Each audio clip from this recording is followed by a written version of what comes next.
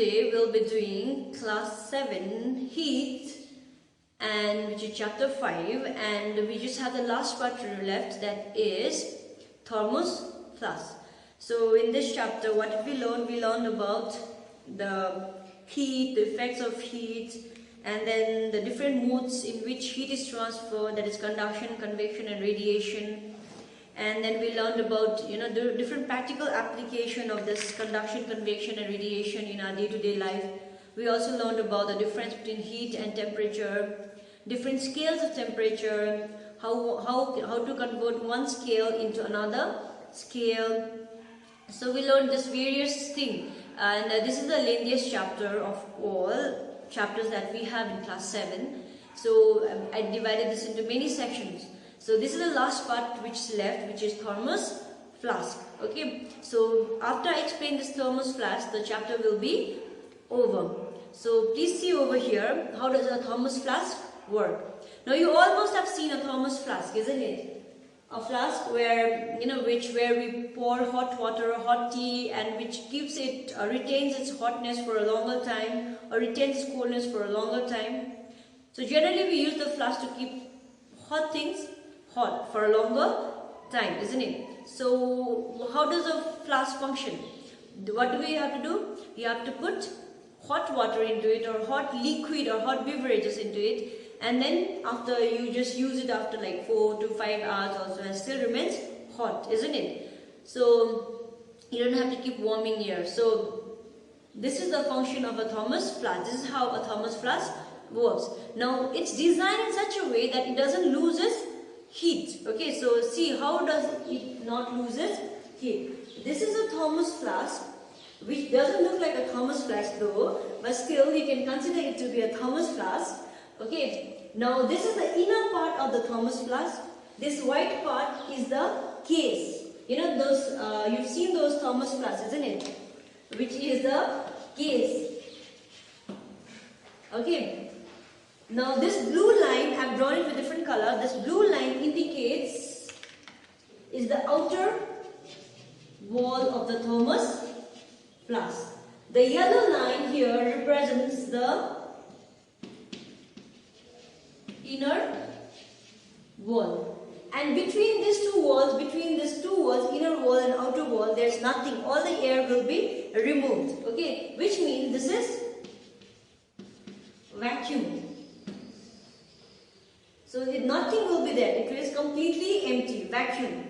And the lining, that means this part and this part will be silvered. Okay, so this lining, this outer part of this inner wall will be silvered.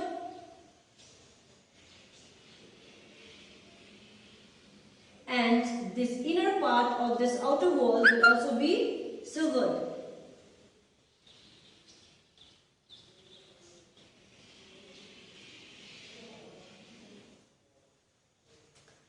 Okay, now, and this is complete, this is, as we discussed, this is your vacuum. So there would be no air here. Now, how does it work is, okay, how does it work here is, this, a thermos flask, here at the top, you always have seen it as stopper, or you might have seen it as a wooden cork or a plastic stopper. So we call it to be a stopper. Okay, it's generally made of plastic or wood. Generally made of plastic or wood. Okay, so this is made of plastic.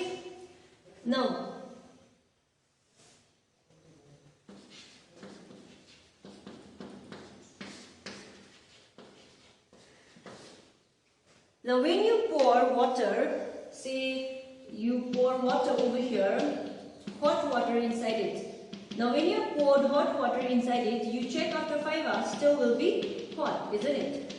The water will be hot. If not very hot, it will be warm, depending upon the quality of the flask.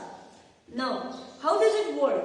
Why do they keep two walls here, and why do they keep it vacuum?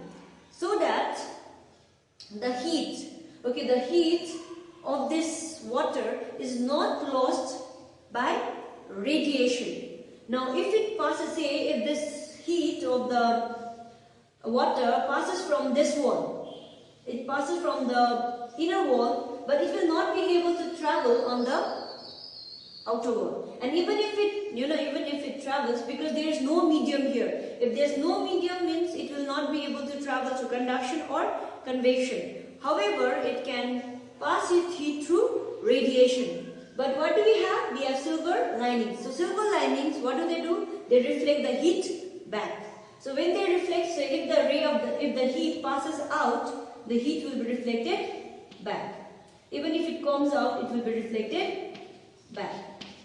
Because of the silver surface. The silver surface reflects the heat back. That means bounces the heat back to the water. Now when the heat comes back, which means this vacuum or the silver lining prevents the heat loss by radiation. Okay, now how does convection and conduction all work? So the heat would pass from the hot particles will rise up, isn't it? Now when the hot particles they rise up, what do we have here?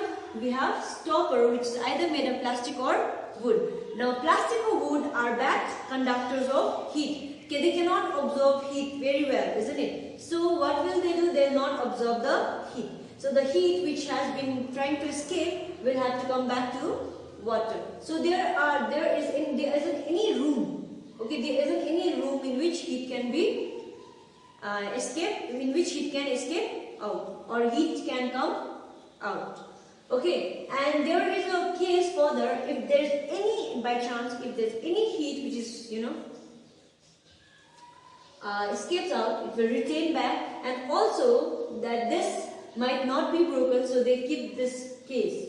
Okay, so they put the case outside so that the thermos flask which is inside actually would be safe. Okay, so it works properly and doesn't lose its heat. Okay. So I hope you understood it. So how does it work? It's given over there. The thermos flask is a double wall glass bottle. It's a double wall glass bottle. The air between the walls is removed, which means it's completely empty. So it's vacuum. So it will not lose the heat through radiation. It will not lose the heat through conduction. The vacuum between this prevents the heat loss by. Okay, I'm writing it over here. The vacuum between the two walls prevents heat loss by conduction. Okay, the silver surface prevents heat loss by radiation. As we discussed last time, that silver and the white color, they are good reflectors of heat. And the plastic or wood stopper prevents heat loss by convection.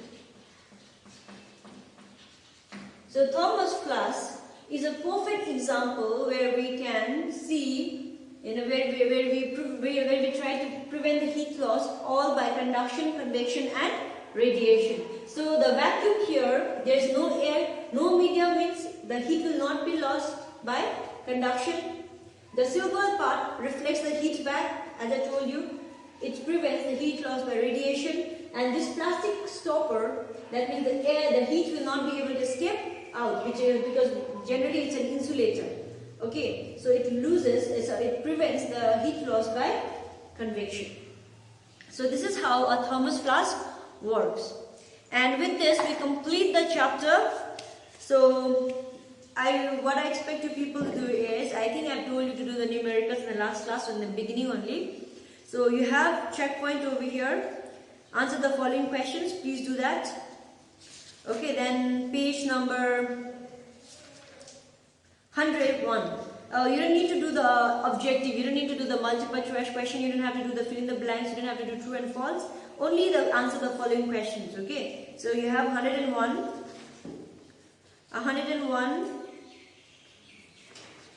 question number D, answer the following questions, and question number E. Question number E, give reason, find the odd one, give reason for your choice. You have to do that. So what you have to do in your copy is you will be doing checkpoint, answer the following question, that is in page number 98.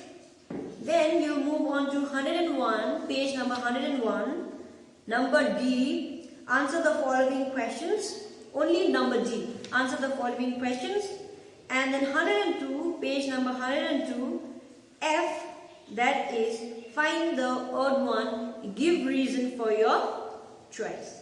Okay, so you just have to do that. And numericals we have done already, so you don't have to do numericals, we've done this already. And I think, oh, we do have number G as well, so you have to do number G also, F and G, give reason for the following. Okay, so that is all you have to do. No need to do the objective, and you don't need to repeat the same questions. If the question which is in this checkpoint is given in this text exercises, you don't have to do that. Okay, you don't need to write the same definition again and again. You just write it once, that's enough. Thank you and have a good day.